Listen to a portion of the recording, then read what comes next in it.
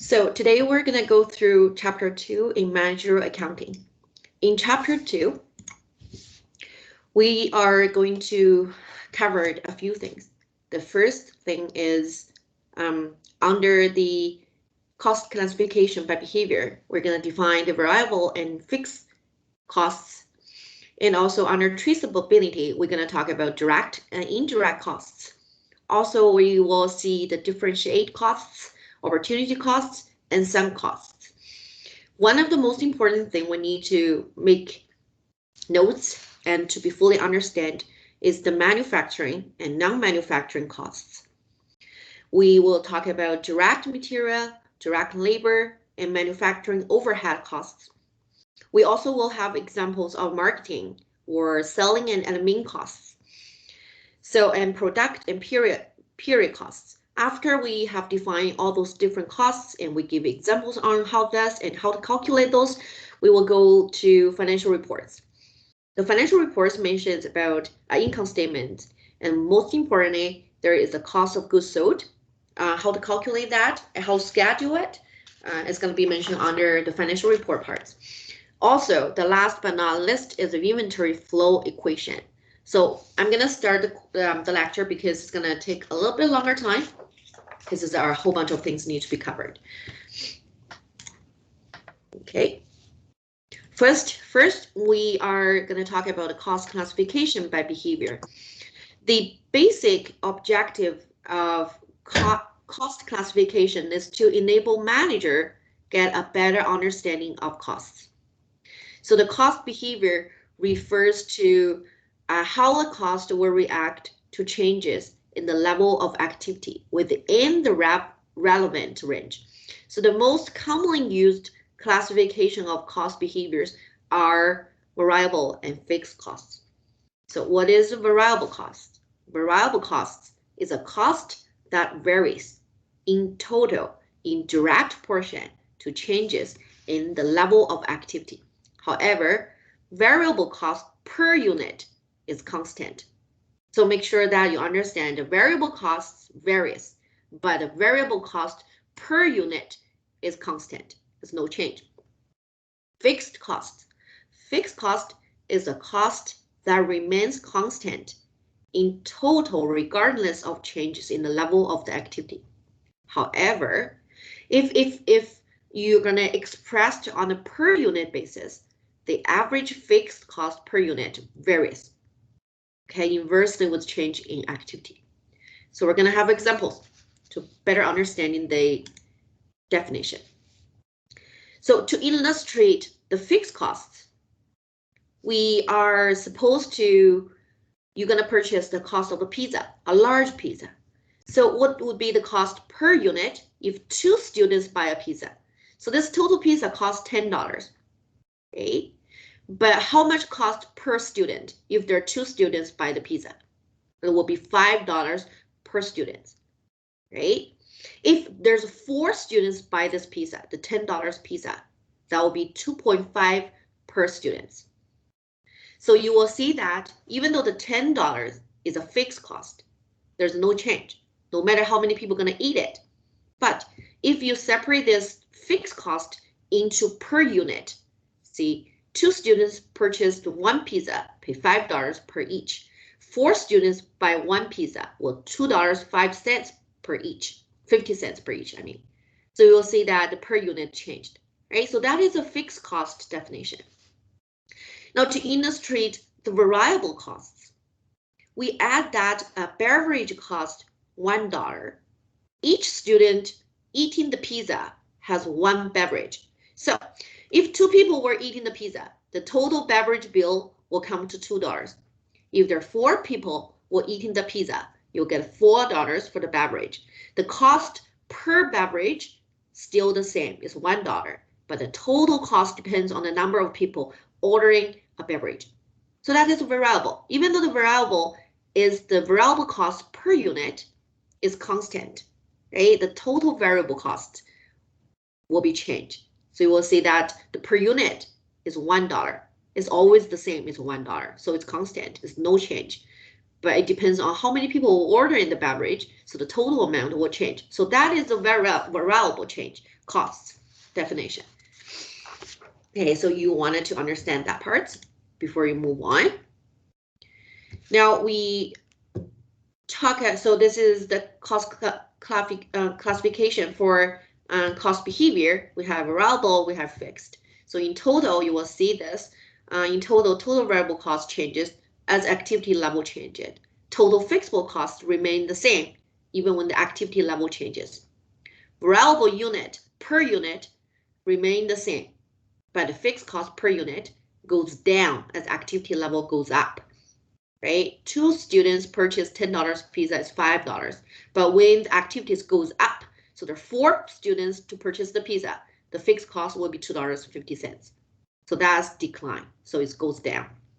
So this is the cost classification. Now the next part, we're talking about the cost object. Cost object is anything for which cost data are desired, including products, customers, jobs, organization, subunit. For a purpose of assigning cost to cost objects, costs are classified in 2 different ways. 1, direct cost and indirect costs. Now, direct cost is the cost that can be easily and conveniently traced to a unit of product or other cost object. Example including direct material, direct labor. You can easily traceable, right? But if you go to indirect costs is that cannot be easily and conveniently traced to a unit of product. Example including manufacturing overhead. We're going to cover this manufacturing overhead, direct material, and direct labor in a later lecture. So there are also regarding a common cost. Indirect cost incurred to support a number of cost objects. This cost cannot be traced to any individual cost object. So you can see the plan. Direct cost including flight attendance, fuel, how much fuel you're going to use.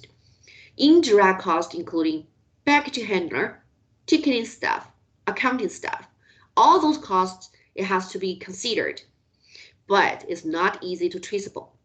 So that is the indirect cost, that is overhead. So we're going to talk about later. Now, the next part is talking about classification by relevance. We need to define the differential costs, opportunity costs, and sunk costs. And also I'll give you examples. It is important to realize that every decision involves a choice between at least 2 alternatives. The goal of making decision is to identify those costs that are either relevant or irrelevant to the decision. To make decision, it is essential to have a grasp of 3 concepts. First of all,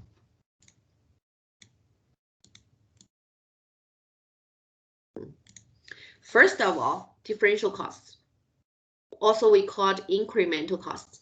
It's a difference in cost between any 2 alternatives. Differential costs can be either fixed or variable. Okay. Opportunity cost is the next one we're going to talk about. Opportunity costs is the potential benefit that is given up when one alternative is selected over another. These costs are not usually entered into the accounting records of an organization, but it must be considered in all decisions. For example, opportunity cost. You want to have a bread or you want to have a McDonald's, right? You just want to purchase the bread, so you just want to eat the bread and then you give up the taste of the McDonald's. So the give up of the McDonald's taste is the opportunity cost. Or give a much easier way. See the examples of a decision. See that you will have to make decision to take a job or go to school. The opportunity cost of going to school is the income that would have been entered if one took the job. So this example shows up in there. If you are not attending college, you were earning $30,000 per year. Your opportunity cost of attending college for 1 year is $30,000. So that is the opportunity cost. 1 second. Oh, okay. Now we'll keep moving on. Talk about the sunk costs. The sunk cost is a cost that has already been incurred and that cannot be changed by any decision now or in the future. Suppose you had purchased gold for $400 an ounce, but now it's selling for $250 an ounce. Should you wait for the gold to reach 400 ounce before selling it? If you say yes. So even though the 400 purchase is a sunk cost, so that is you're gonna wait till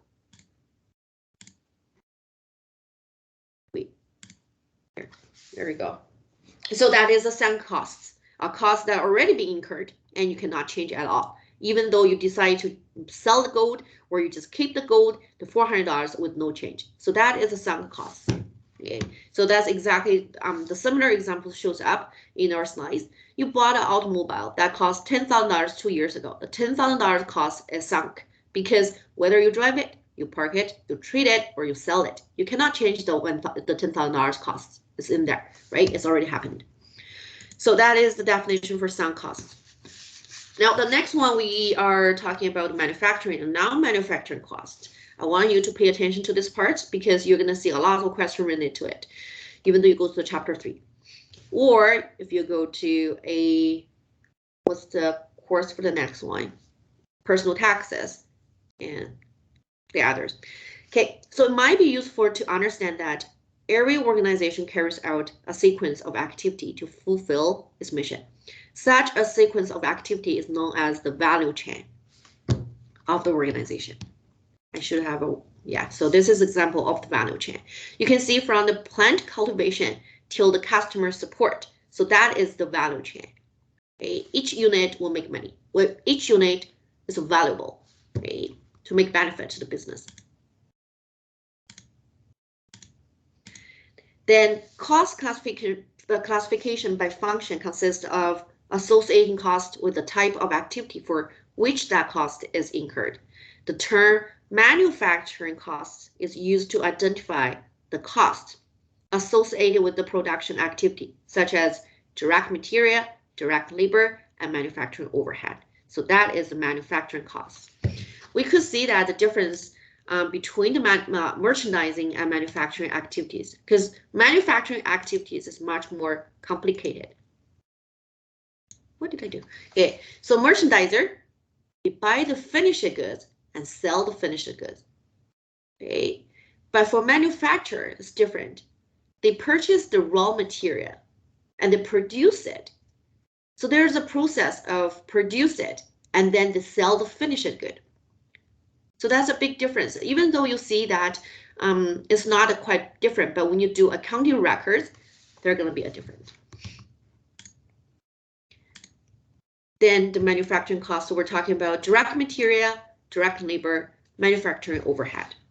Direct material is the raw materials that become an integral part of the finished good and whose cost can be conveniently traced to it. Direct labor is the labor cost that can be easily traced to individual units of product. Manufacturing overhead includes all manufacturing costs except direct material and direct labor.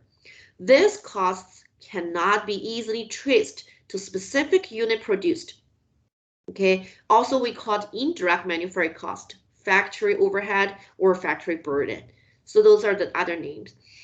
We include the indirect materials that are part of the finished product, but that cannot be easily traced to it, including indirect labor cost that cannot be physically or conveniently traced to the creation of products. We have examples of manufacturing overhead that's including maintenance and repairs on production equipment. Okay, so it's not to the product, so not in the car, but the production equipment. That is the maintenance and repair on the equipment. Heat and light, because you need heat and light to do the factory, right? Property tax, depreciation, or insurance on manufacturing facilities. All those are the manufacturing overhead. So this is the basic definitions of the manufacturing costs. We just talked about the direct materials. So see, this direct materials for the car will be metals used to make the automobile's bodywork. Then direct labors will be the wages paid to the assembly workers, not paid to the front desk or not paid for accounting people. So this is the wage paid to the assembly workers. So that is direct labor. Manufacturing or overhead will be, see, the wage paid to employees who are not directly involved in production work. See, maintenance workers, janitors, security guard. And also we have material used to support the production process. Okay? So those are not directly traceable. We have the cost incurred to run the factory. We have rent, utility, maintenance, and also we have said property tax or insurances. Those are all the overhead costs. Now, non-manufacturing costs. Those are the subclassified into two categories. We have selling costs and we have admin costs. So selling costs includes all costs necessary to secure customer orders and get the finished product into the hands of the customer. Admin costs is the cost including all executive, including all organizational and clerical costs associated with the general management of the organization. That's what our examples saying that front desk people are accounting admin stuff. Right, those are all the admin costs. Marketing, selling, and also advertising, sales commissions, and salaries. Then we move on to product cost and period cost. Product cost, we also call it inventoriable costs, includes all the costs that are involved in acquiring or making a product. In the case of manufactured goods, it includes direct materials, direct labor, manufacturing overhead. So those are product costs as well. And consistent with the matching principles, product costs are recognized as expenses when the products are sold. We're going to talk about this. So remember that at the very beginning, we put into the inventory under balance sheets when the finished goods to be sold to the final customers. We're going to move into this cost into cost of goods sold as expenses under income statements. Period costs, including all selling and admin costs. These costs are expensed on the income statement in a period incurred. All non-manufacturing costs are considered to be period costs. Okay, so period costs are not included in product costs. They're expenses in the income statements. So that's the big differences between those two. Okay. Now we're going to have examples later to talk about how the product cost will move from the inventory to the cost of goods sold. Prime cost and conversion cost. I don't think I have in here, but I'll quickly just talk about it. It's regarding the prime cost and conversion cost. Prime cost is direct material plus the direct labor. Okay, so direct material plus direct labor is a prime cost. Conversion cost is direct labor plus manufacturing overhead. Okay, I want you to remember this. Prime cost is direct material plus direct labor. Conversion cost is direct labor plus manufacturing overhead. Then the summary. I should have others. But anyway, so we're going to go to the how costs are classified in financial statements. The first is merchandising company. Merchandising purchase the finished goods from supplier for resale to customer. Then manufacturing company.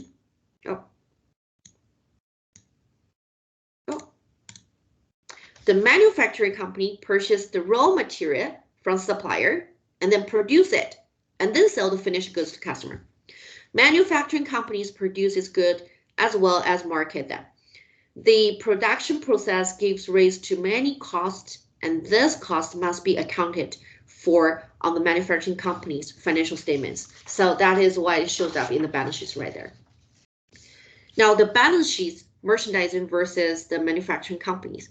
Merchandising company do not have to distinguish between raw material, working process, and finished good.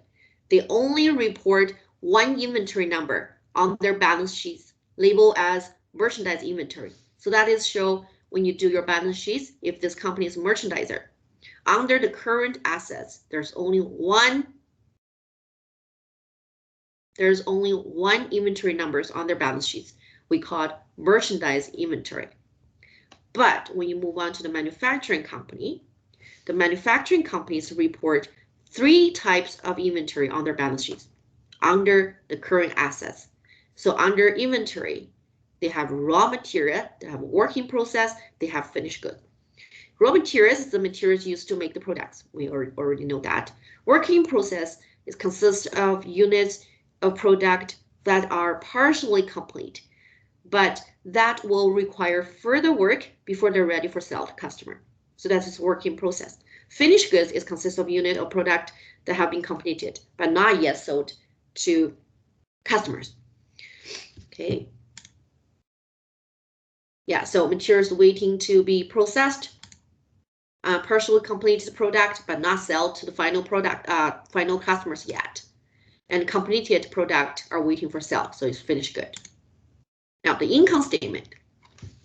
The income statements also have difference between the merchandising company and manufacturing company. Merchandise companies calculate cost of goods sold as, we can see, please remember the equation, okay? You will see these questions a lot in your quiz or homework. Merchandise company calculate cost of goods sold as cost of goods sold equals beginning merchandise inventory plus purchase and deduct ending merchandise inventory. So that is come out with the cost of goods sold. You always start with the beginning merchandise inventory plus the purchase and then deduct the ending inventory. You have your cost of goods sold. Now beginning merchandise inventory plus the purchase equals goods available for sale. Okay, so that is good available for sale. Because you will see us questions regarding to asking you what is a good available for sale. That's your beginning inventory plus the purchase. Now when you move on to the manufacturing company, when you calculate the cost of goods sold, the equation will be beginning finished goods inventory plus the cost of goods manufactured and minus the ending finished goods inventory. So that you could say the different, right? Manufacturing companies will start with the finished goods beginning inventory balance and plus the cost of goods manufactured. And the ending finished goods has been deducted equals to cost of goods sold. The I wanted to explain that the raw materials, working process, and finished goods inventories are follow the same logic. They always start out with some beginning inventory, and then additions are made during the period. So we see one is a purchase, one is the cost of goods manufactured. So that is the products has been made during the period. And at the end of the period, everything that started in the inventory or that was added must be in the ending inventory or have been transferred out to another inventory account or to cost of goods sold. So memorize this equation. You will be using a lot in your future work. Now the schedule of cost of goods manufactured.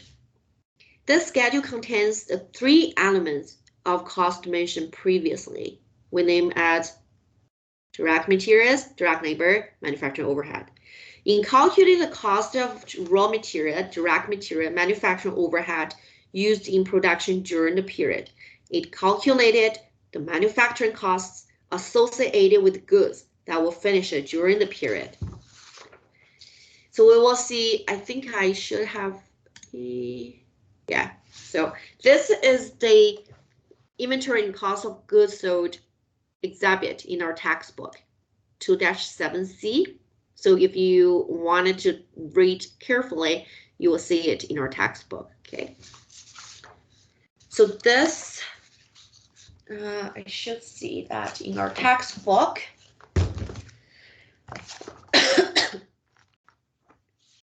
2-7. Yeah, so 2-7. Hi, ma'am. Hi. Okay, perfect. So we quickly go through merchandising. we have schedule of cost of goods sold. When you do the calculations, just very carefully take a look at the equations. They showed you how to calculate. Okay, the first of the cost of goods sold, we just talk about it. Beginning merchandise inventory balance plus the purchase, and then equals the goods available for sale, deduct the merchandise inventory ending balance. So that is the cost of goods sold. And then we move on to the income statement, manufacturing and merchandising. We have sales, deduct cost of goods sold, it equals to the gross margin. And then deduct operating expenses, you have your net income. That's you have been already learned from your financial accounting. Now move on to the manufacturing.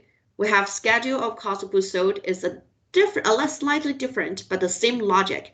We start with finished goods inventory beginning balance plus the cost of goods manufactured equals to the goods available for sale. And then we deduct the finished goods inventory ending balance. So that goes to the cost of goods sold. Okay, and then we go schedule of cost of goods manufactured. We have direct material plus direct labor plus manufacturing overhead. That's what equals to our total manufacturing costs. Remember this, because I got lots of questions regarding that. How to calculate manufacturing costs. The direct material, direct labor, manufacturing overhead. Now, when you have your total manufacturing costs in total, you plus the work in process inventory beginning balance, and then deduct the work in process inventory ending balance, you will have your cost of your goods manufactured. So how to calculate your cost of goods manufactured? This is the equation. And then move on to the schedule of direct material used. I see this question in one of your practice, so pay attention to that. Direct material inventory beginning balance plus the purchase equals direct material available for production. And then use this direct material available for production, deduct the ending balance of the material inventory. Then you have your direct material used. So those are all closely connect to each other. Okay, remember that this is in your textbook. Make sure that you understand, you memorize it, you can use it in your question for practice. Now, the schedule of cost of goods manufactured. I would like to talk about procedures to explain the basic inventory flow equation. That is not in our textbook, but if you could just make a note, just take a note. Okay. I just want to make sure that I'm in the right slides. So this is still the same topic. We just talked about inventory cost of goods sold. Shows you how to do your calculation for direct materials, direct labors, manufacturing overhead, and then you come to the end as a good cost of goods manufactured. So this is a number of examples. Now, when you take a look at a product cost, a closer look, this is also the one that in our textbook. So you will see raw material purchase, direct labors, and manufacturing overhead are all included as a product costs. Right? Period costs is the non-manufacturing costs, selling and admin costs. Now you can see that we have our raw material purchased goes to the balance sheets and raw material inventory. Direct material used in production, we have that calculation, we just talked about it, right, in the last slides. Now, direct labor manufacturing plus the direct material being used in process, it goes to the work in process inventory. After you finish your work in process inventory, your goods completed, so it's ready for sale. So it goes down to the finished goods inventory. And when you get ready to sell this product, this was in the inventory in your balance sheets, and then because it's goods sold, it's become expenses, goes to the income statements as a cost of goods sold expenses. The period costs, selling and admin costs, directly go to your income statements as selling and admin expenses. Okay, so that is the whole flow that you can see that. Then, so this is the one, this is the whole inventory flow equations that I want to talk about, is the product cost flow. To create a schedule of cost of goods manufactured, as well as a balance sheets and income statements, it's very important for you to understand the flow of product costs. So very first step, it starts with the raw material. Raw material purchases made during the period are added to beginning raw material inventory. See from the very left, okay? So the ending raw material inventory is deducted to arrive at the raw material used in production. So you can see beginning raw material inventory plus the purchased and minus the ending inventory balance, and then it goes to the raw material used in production. So this is the raw material production, and which is also the same as direct material. Okay, so this is the total amount you will be used for your manufacturing costs. So raw material used in production equals your direct material. Now, as items are removed from raw material inventory and placed into the production process, now they're direct materials. Now, when you move on to the direct labor and manufacturing overhead, we also called conversion costs, we used in production are added to direct material to arrive at a total manufacturing costs. So we have mentioned several times, direct material plus direct labors, and then plus the overhead is the total manufacturing cost. This total manufacturing cost will move on to your working process to calculate your cost of goods sold. When the total manufacturing costs are added to the beginning work in process, then it goes to the total work in process. Okay, so this is how it calculated. You might see a question asking you, and you wanted to know what is your total working process for the period. Then you need to know the beginning working inventory balance. Then you need to know the total manufacturing costs. In order to understand the manufacturing cost, you need those three numbers, right? Direct material, direct labor, and overhead. They might not gonna give you the three numbers directly, and you move on to the left to calculate direct materials. So that is how calculation procedures. Now, then the ending work in process inventory is deducted from the total work in process. That is for a period arrived at the cost of goods manufactured. So that is the cost of goods manufactured. So that is how the whole procedures, right? To show you how to do the calculation. The cost of goods manufactured, this one, will be added to the beginning finished goods inventory. Then will it to arrive at the cost of goods available for sale. The ending finished goods inventory is deducted from this figure to arrive at cost of goods sold. Now this is the one we calculated, and then we move on to the finished goods plus the beginning finished goods inventory, and then you had cost of goods available for sale. You deduct the ending finished goods inventory, then you have your number, cost of goods sold. So that is basically the one you need to know when you do your income statements. Okay. So all raw material, work in process, and unsold finished goods at the end of the period are shown as inventoriable costs in the assets under balance sheets. We understand that part is as long as you sold the goods, the cost of those goods will go to income statements.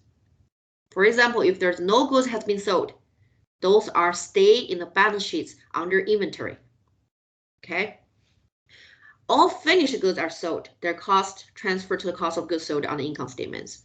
Non-sold, unsold finished goods will stay under balance sheets. And then selling and admin expenses are not involved in making the product.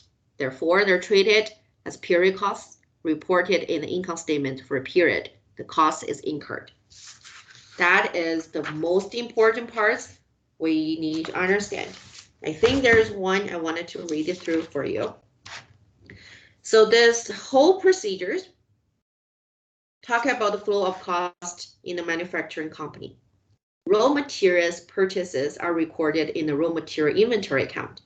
When the raw materials are used in production, their costs are transferred to the work in process inventory account as direct material.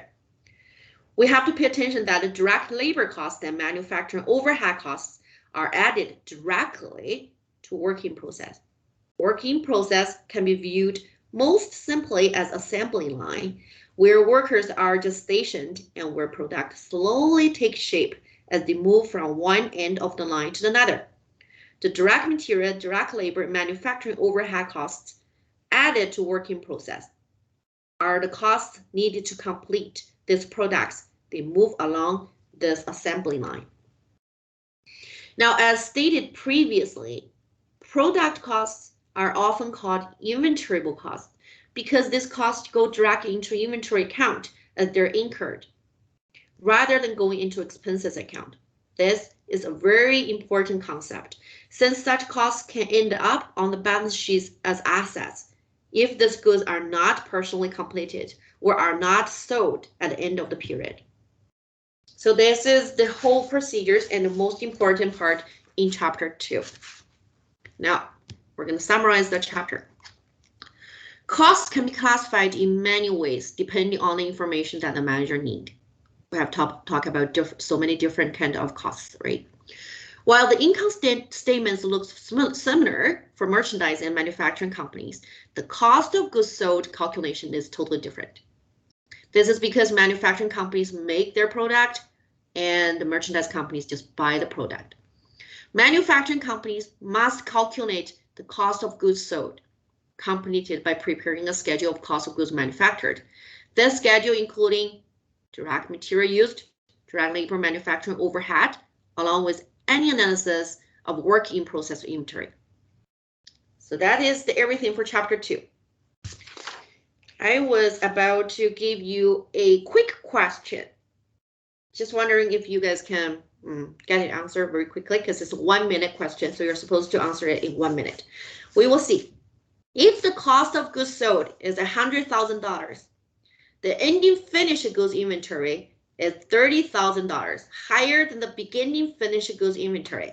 What must be the amount of the cost of goods manufactured? How are you going to do the question? Now, so what do we know? We know the cost of goods sold. We know this number, right? $100,000. Now you know the difference between the ending finished goods inventory and the beginning finished goods inventory. The question asks you, what is the amount of the cost of goods manufactured? Give you 30 seconds. Oh, and maybe have answers. I'm gonna see this. Okay, I got an answer about 70. Think about it again. I have showed you this equation. It's just right there. Okay, and then now you know. Okay, so we put a very simple way. Let's do this. I'm gonna write it down. So we have our beginning finished goods. We need to plus the cost of goods manufactured. And then we have to deduct the ending finished goods. Then it equals to the cost of goods sold. Now, what do we know? We know our cost of goods sold, right? And then we know that the difference between the finish and ending is $30,000. We need to know the cost of goods manufactured. So this equation will be changed to cost of goods manufactured equals cost of goods minus beginning finished goods. Make it easy. Okay, and then plus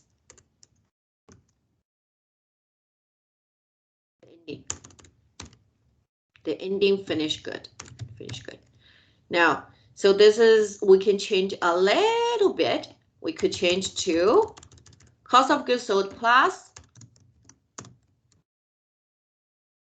ending finished goods, deduct beginning finished good. So that will make it easier for you to understand with all the numbers we already know, right? We know that our cost of goods sold is $100,000. Then we know that the differences between finished goods, because they're saying that the ending finished goods inventory is $30,000 higher than the beginning finished goods inventory. So you'll see that ending finished goods inventory deduct beginning finished inventory will be $30,000. So the total will be 130. So that is our 1 minute question. But you're so close, right? It's just we need to understand that the differences between the ending finish and the beginning finish. So that's why is you have to plus the $30,000, not deduct it. Oh, you heard it wrong. Sorry. Yeah, I should post that question though. Anyway, I think you did a good job. Okay. So that is everything for chapter 2. Any questions? Hi, ma'am. My question is, because it's unrelated to the discussion anyways.